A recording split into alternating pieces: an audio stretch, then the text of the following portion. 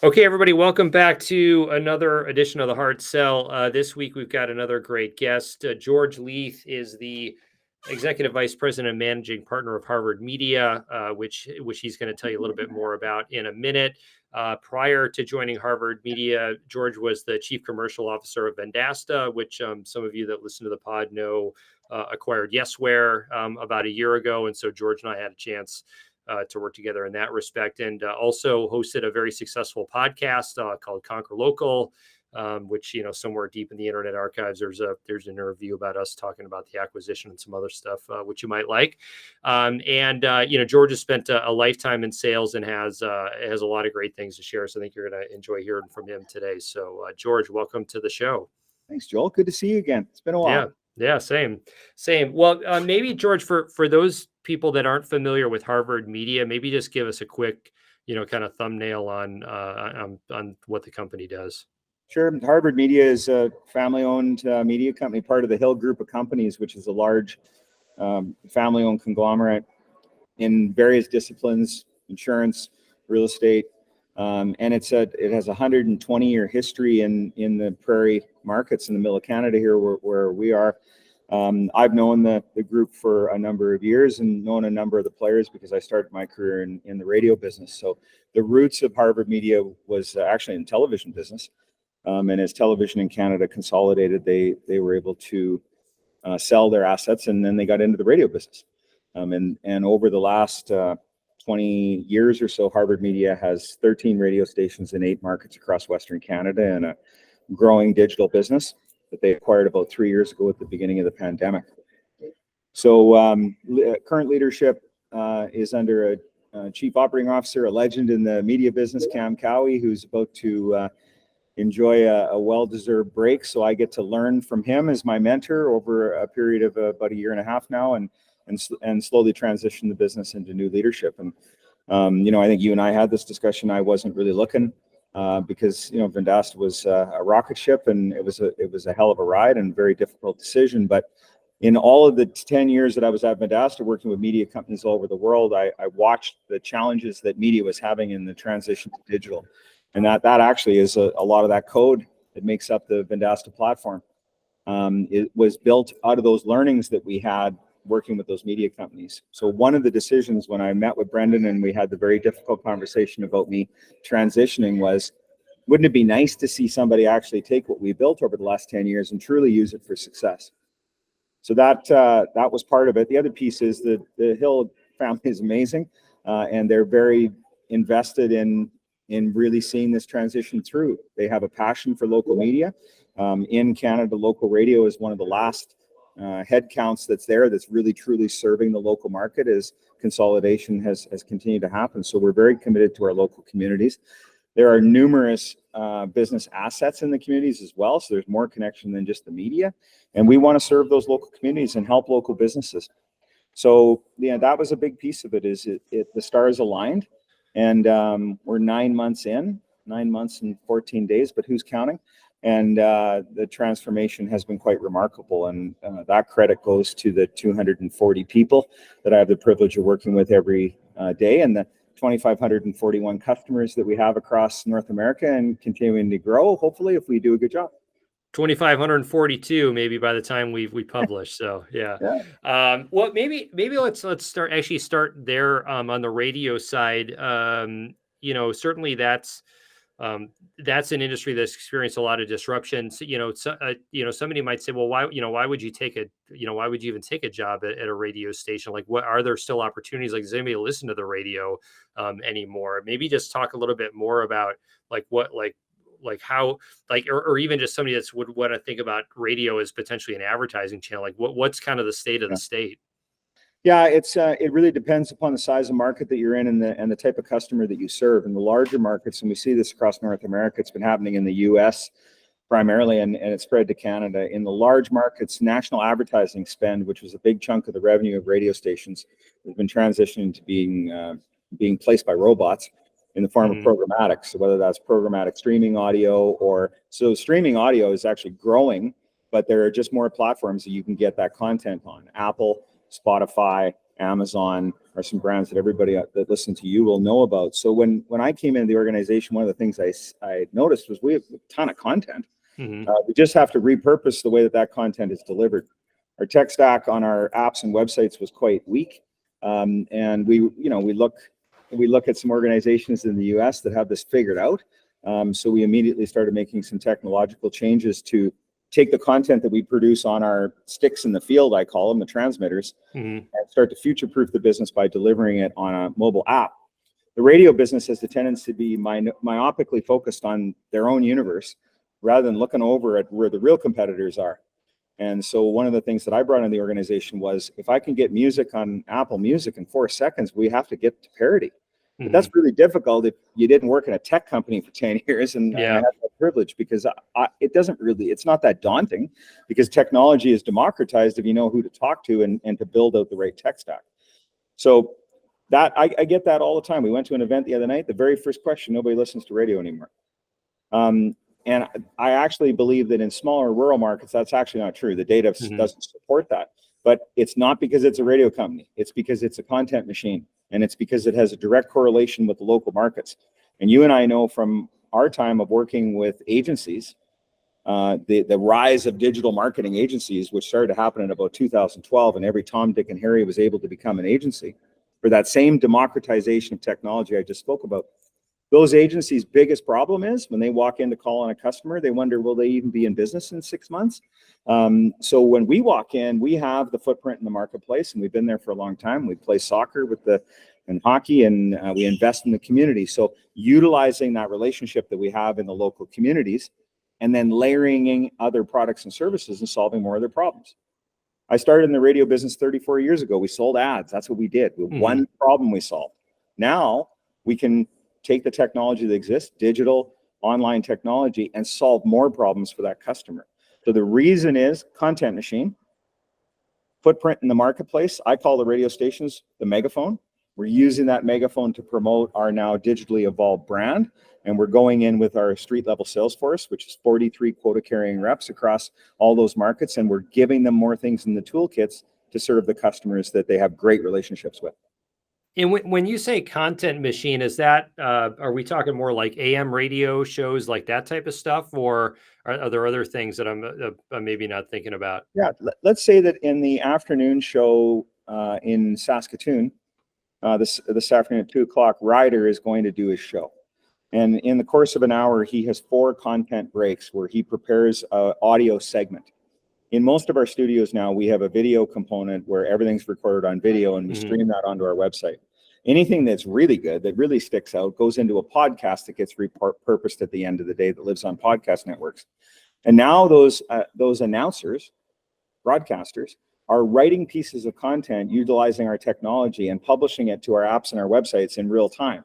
So if we're covering a local event in the community, talking about something that's happening this weekend in Saskatoon in the radio break, audio, we take that piece and we write it into content, post a photo, and put it onto our website, and then also amplify that on social media channels. So it's true omni-channel content delivery. And then we monetize that content with local revenue team, people carrying out a briefcase and calling on clients for years, predictable revenue, which is what you and I know, where you've got inside sales with pipeline and it's all measured. National sales, which is a partnership sales agreement that we have with national rep houses, and then programmatic sales, usually using the various programmatic tactics. And so now if I'm a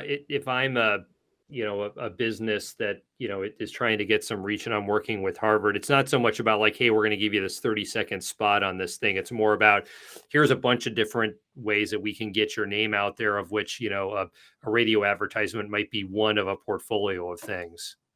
Yeah, that's exactly right. So, here's the binary challenge that we had in the media business. And I lived this in real time in my early days selling. If the client didn't need the audience that you had, or didn't believe in the format that you were representing, then it's a yes or no. And then you got to do a bunch of sales shit to try and convince them to turn their no into a yes. But really, if it doesn't fit, it doesn't fit. So now I got to go on to somebody else. Or if our format changes, or something happens in our brand or our content where we don't have as big of a reach, that will impact the amount of budget that was being placed to reach that audience. So I don't like that. I want to go in and truly help the business owner with their problems. And there's a lot more that we can do for them. We can help them with their website. We can help them with their digital advertising components. We can help them with their search engine optimization. We can even give them email marketing to help them access the database that they have. So the really good media sales reps, and I've felt this for a long time. I don't know if I was really good, but I did start exceeding my budget at one point in time in radio. It was because we moved to consultancy. And that was the way that you were able then to understand what the entire budget was and the outcomes of the customer, and you could move it around to your benefit of the radio station. Now, with programmatic, I can sell any sort of inventory to solve that problem. So being that consultant might be an overused term, but to the client, that trusted local expert, that resource that they turn to when they have questions and they trust, now we can go in and solve a hell of a lot more problems. Because the advertising piece, if the rest of it isn't working right, you might just even be wasting that money. Yeah, right. And there are some, the one example that comes to mind of people that have done this omni-channel strategy that has heavily included radio, like ZipRecruiter is one that comes to mind. I think that was a huge part of their spend in a channel that they really unlocked. And they had a bunch of other stuff that sort of went along with it. But it definitely seems as though there are people that continue to have success in that channel, as you say, when it goes along with a portfolio approach. And so it's interesting that you guys now sort of show up and say, we can sort of help do all the air traffic control for you across all these different channels. Yeah, and the other thing, Joel, that the media business had, and I, we didn't figure this out. We watched others do it.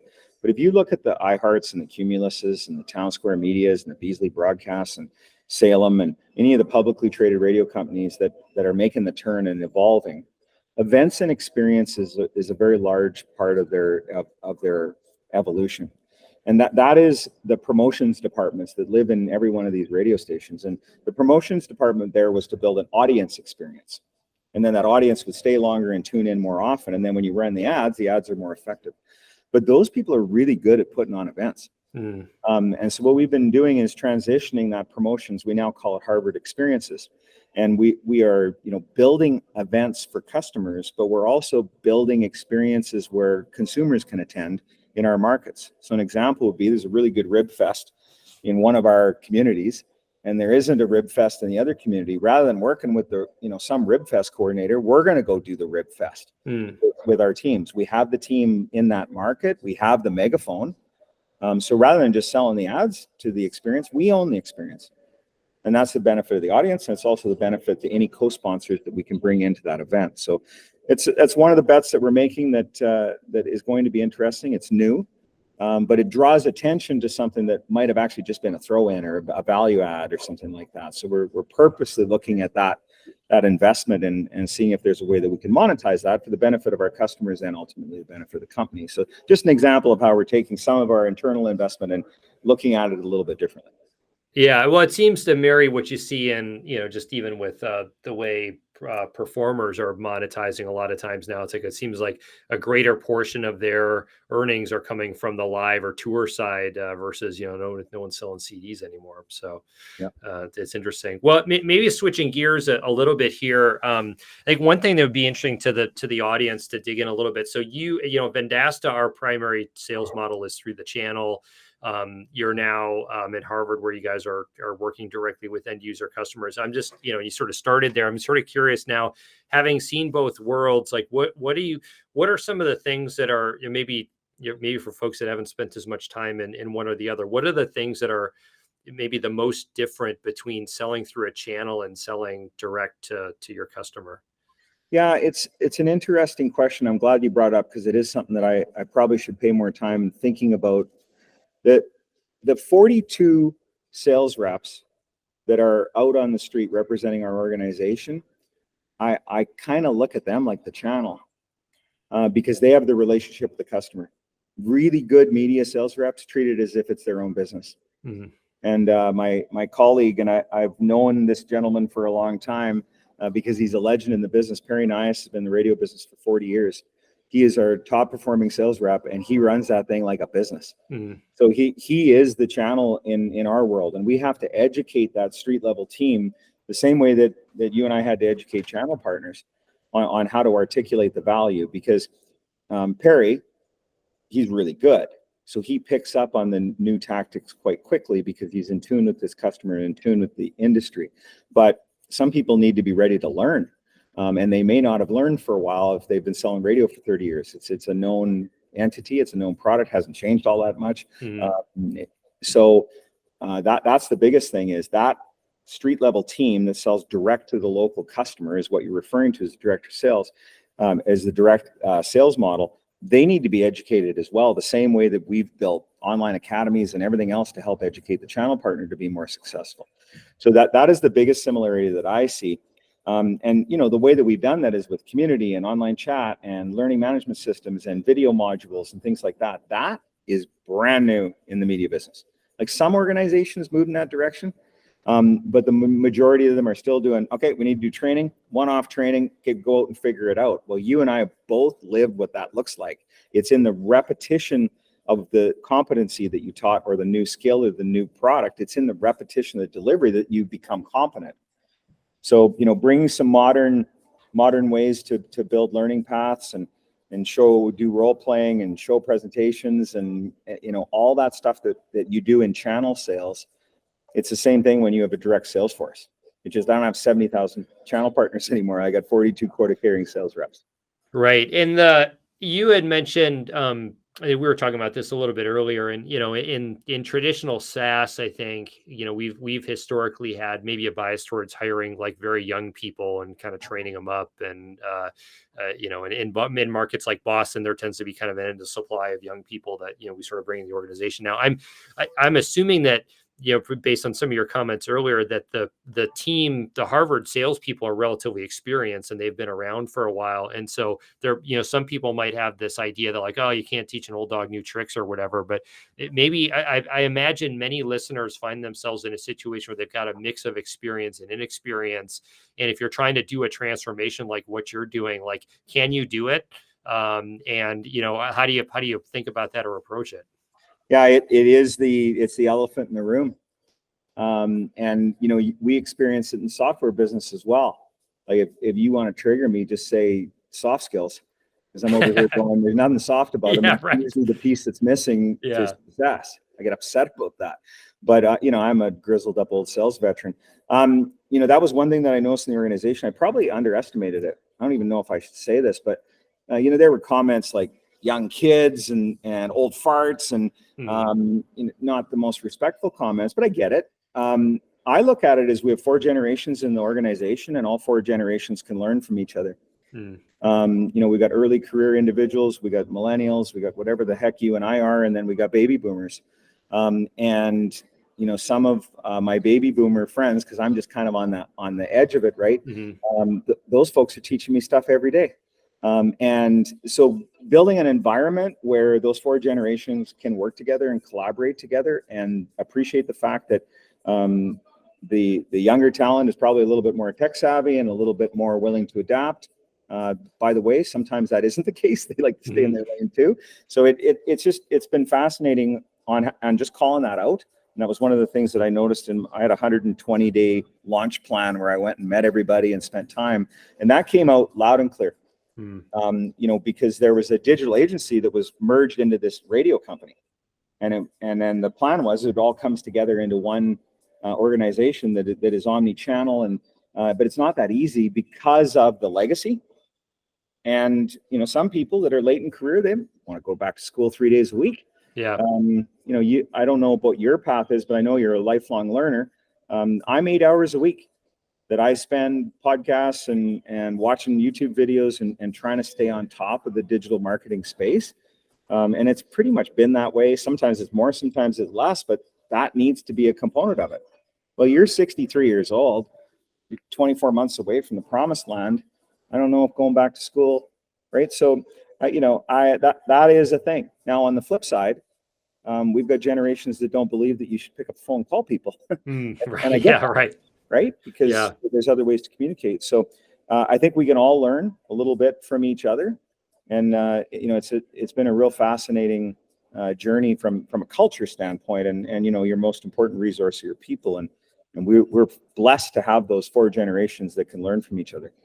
Yeah, it's an interesting way to think about it. And I think sometimes in at least in venture-backed tech where I, kind of come from, we often exist in like very much of a monoculture, and skew very young, and usually not that much racial diversity, oftentimes not even that much gender diversity. We're pretty good about that at Yesware, but yeah, we definitely get into these silos. But you would imagine that as time goes on and people live longer, healthier lives, people can work longer, and there are these nuggets or things that all the generations can learn from each other if you can figure out how to set up the conditions such that everybody can get along. And so it's interesting that you were able to go from sort of slanderous remarks to a place where people understand and accept that everyone's got their strengths and weaknesses. Yeah, work in progress.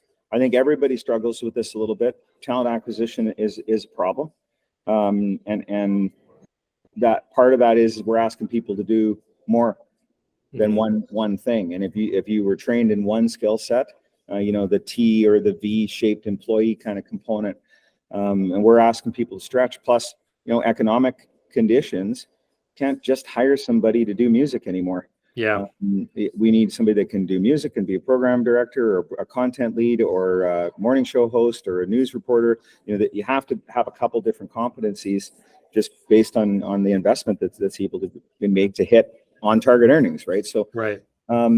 It continues to be a challenge. And then the other piece that I seriously underestimated, but it's so funny because it's the journey you and I have been on. None of the bloody systems talk to each other. Yeah, right. And there's never been more data and more information, but there's a lack of understanding of the data in real time, and that is a massive challenge in the organization. And I imagine in radio, you've got, not only do you have whatever, kind of systems exist within your four walls, but I imagine there are some legacy data systems in the industry that you have to tap into that give, I don't know, whether it's like customer data or listenership or whatever. And I imagine that must be interesting to try to navigate. Yeah. And, everyone is in some version of CRM. Whether it's spreadsheet or a book or whatever it might be, but somewhere all that data is living and getting it to live in one system. And when you merge the digital agency into a media company, we had Microsoft and we had Google and we had Slack and we had Teams and we had CRMs and we had traffic systems, and that's not solved yet. But I remember when you're and my friend Mr. King came up with the term single source of truth. Right? You need a single source of truth for the organization, an operating system for the organization. It is a culmination of numerous systems, depending on your industry, and then a single source of truth for your customer to be able to see everything that you're delivering to that client. And with those two modules, you can modernize the business. I still truly believe that. In fact, I probably believe it more today, living on the other side of the fence and seeing the vast inefficiency in the way that legacy organizations operate. But I wouldn't be able to see it without the last 10 years. Yeah. Where you were seeing organizations in various levels of their evolution, but also on the flip side, working with wizards in software business and realizing that anything is possible with enough time, investment, and technology. You can make it work. Yeah. Yeah. And I think it's it's an interesting time for data and governance and all of this stuff. And I think if you look at now, some of the biggest enterprises are taking even a stronger view of that, of like, whose data is it? And so like, if you're a Fortune 50 company and you use, Salesforce.com, and Salesforce says, oh, it's our data, it lives in our systems. Like the biggest companies are now saying, that data needs to be mapped into our, Databricks or Snowflake or whatever. And it's like companies are taking command of this data for exactly that reason, because it's like that's the gold, and the new oil is all this data, and being able to use it effectively and have it all in one place so that you can drive all these sort of sophisticated behaviors, whether it's on the advertising side or sales side or operations side. It's like, like that's just table stakes now, I think. Yeah, no, 100%. And a lot of it's living in people's heads or in little books in their briefcases. And it is the gold of the organization. And we paid money to individuals to get that information. So that is a challenge. We're using the line. If it's not in the Harvard Media Operating System, it didn't happen. Yeah. To get all facets of the organization working from one common system. Yeah. Work in progress, though. We're continuing that journey. Never ends, unfortunately. I've never met anybody that felt like their CRM or even their broader, ERP or company systems were at a finished state, unfortunately. So it's like a little bit of a Sisyphus situation. George, we could probably, go on for hours and hours like this, and it is great to catch up again. But we're going to have to wrap it up here. But if folks want to learn more about Harvard Media or anything you're working on, what's the best way? Yeah, just follow me on LinkedIn. We have a tendency to post lots of content. I haven't posted any content from George and the journey yet because we've just been hair on fire getting under the hood. But in the coming months, I will be starting to do some newsletters around some of the learnings that we've had in the journey, just when I get a little bit of time to decompress on that. And then harvardmedia.com. Harvard Media is everywhere. Yeah, great. And, and if you're ever if you ever find yourself in the prairies of Saskatoon or the prairies of Canada in Saskatoon, you can probably listen to one of the stations, right? You bet. If you go to harvardmedia.com, you can link to any one of our online brands. And we just rolled out a beautiful new, we call it Reimagining Interactive. Our whole new platform rolled out here about a week ago. So come by and have a peek. And thanks for your time, Joel. It's great seeing you again. Yeah, same. And my recommendation to the listeners is somebody from Boston. If you are going to go to Saskatoon, do it in the summer. 1,000%. Oh, great in the summer. Okay, George, good to see you. Thanks for your time. Thanks, Joel.